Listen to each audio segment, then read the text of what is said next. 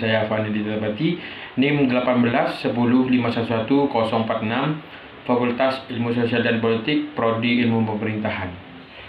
Ya, assalamualaikum warahmatullahi wabarakatuh. Nah, di sini saya akan menjelaskan apa itu desentralisasi fiskal. Oke. Di sini saya akan menjelaskan definisi desentralisasi fiskal dan sumber-sumber penerimaan daerah. Nah, desentralisasi fiskal merupakan sebuah instrumen untuk mencapai pelayanan publik yang lebih baik dalam menciptakan proses pengambilan keputusan yang lebih demokratis.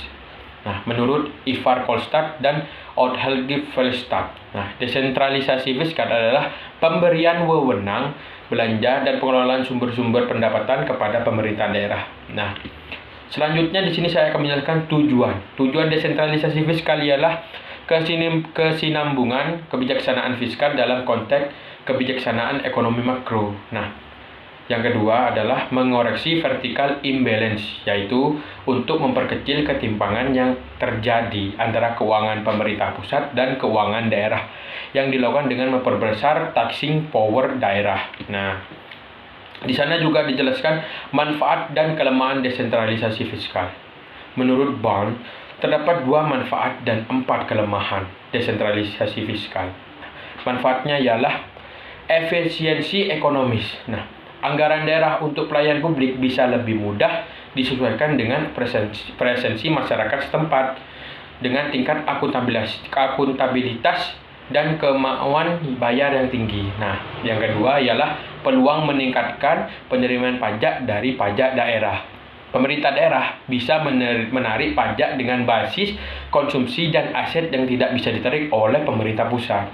Nah, jadi itu. Nah, kalau kelemahannya ada 4, yaitu 1. Lemahnya kontrol pemerintah pusat terhadap ekonomi makro. Nah, yang kedua, sulitnya menerapkan kebijakan stabilitas ekonomi. Nah, yang ketiga, sulitnya menerapkan kebijakan pembangunan ekonomi dengan pemerataan. Yang keempat, besarnya biaya yang harus ditanggung pemerintah daerah daripada keuntungan yang didapat. Nah, seperti itu. Assalamualaikum warahmatullahi wabarakatuh. Nama saya Dinda Dagil. Saya akan melanjutkan presentasi dari Fanti Aditya.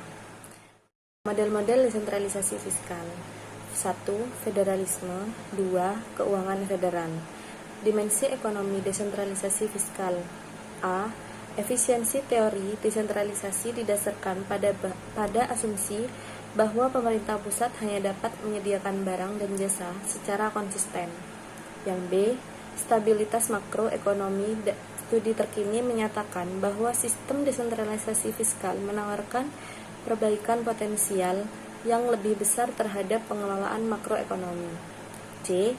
Aspek keadilan dari sebuah kebijakan keuangan publik ini berkaitan dengan retribusi pendapatan untuk mencapai keadilan sosial dibandingkan sistem fiskal yang tersentralisasi.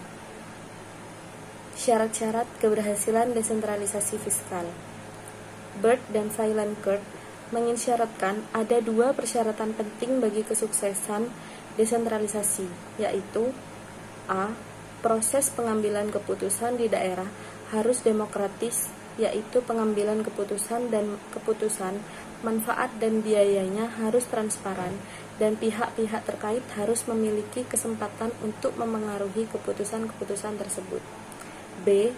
Biaya-biaya dari pengambilan keputusan tersebut sepenuhnya harus ditanggung oleh masyarakat, sehingga tidak perlu terjadi ekspor pajak dan tidak ada tambahan transfer dari level pemerintah yang lain. Sekian, terima kasih.